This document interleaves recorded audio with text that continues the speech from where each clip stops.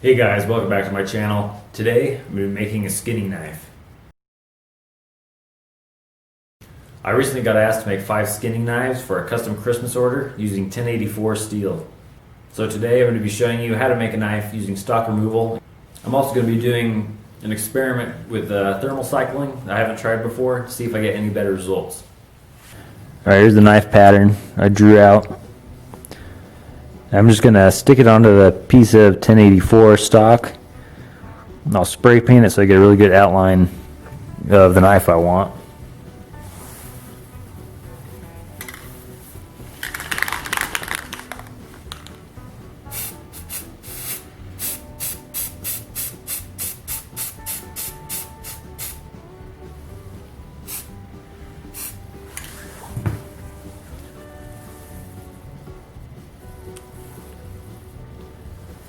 There we go. That'll be really easy for me to cut out. Give me a lot straighter lines this way. Alright, now the spray paint's all dry. It's real easy to see the outline where the blade's going to be. So now I'm going to go to the angle grinder and get as close as I can to this part without actually hitting it. And I'll go over to my belt grinder and get even closer, and we'll start the bevels.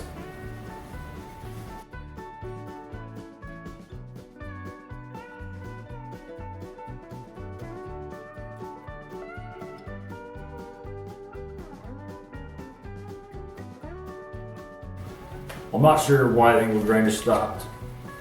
Straightened the cord a little bit and it started working a little bit, but now it's not working again. So I'm gonna keep messing with it. Hopefully get it to cut the last little bits that I've got.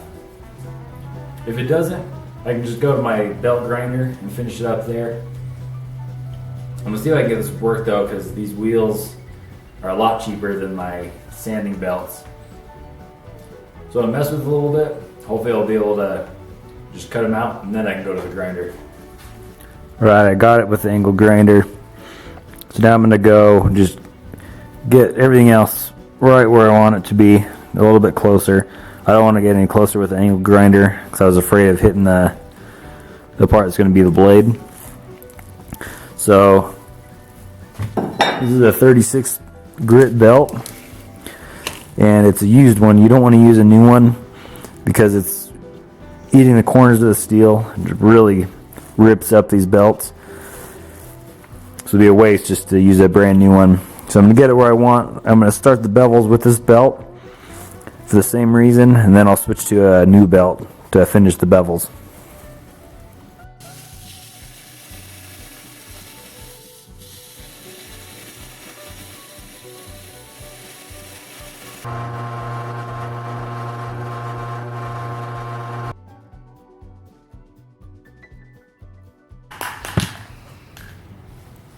Alright, I got my holes drilled.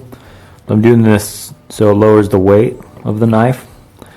It'll take some of the weight out of the handle, have more of the weight in the blade. And it also gives the epoxy something to hold on to, so the handle will stick on better. So now, I'm going to go ahead and coat the knife with a spray paint.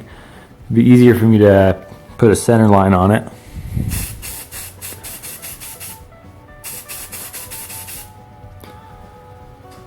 Just gonna let this dry, and I'll get my center line, and I can start grinding in my bevels.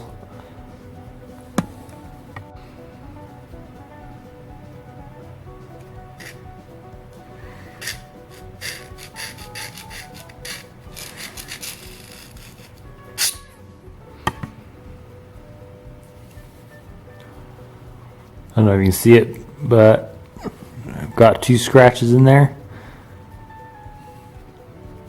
Right down the center, so I'll grind one side, flip the knife over, grind the other side, and then I can start thermal cycling. So I'm going to start by first grinding towards those lines, and once I have them where I want, then I'm going to choose the angle I want and grind in the bevels.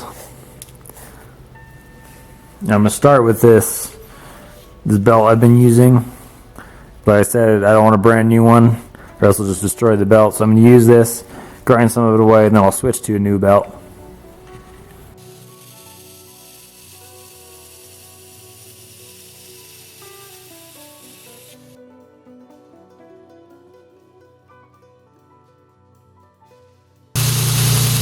Yeah, it's one side. I'll flip it over and do the other side.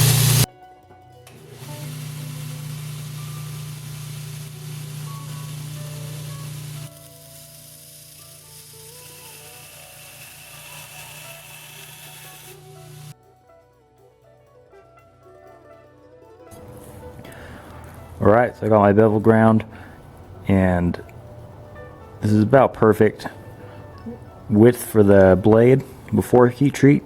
If it's too thin, there's a chance it could crack or parts of it might warp. So now I'm going to do the thermal cycling, and what I normally do is I do a thermal cycle and I let it cool to a gray color, but it's still hot. This time I want to let it cool all the way down until I can hold it, and then do the other thermal cycles. I just want to see what the result is. So I'm hurrying to do one thermal cycle now. That'll be the end of part 1, and in part 2 I'm going to go ahead and do the quench, get a handle on it, test it out.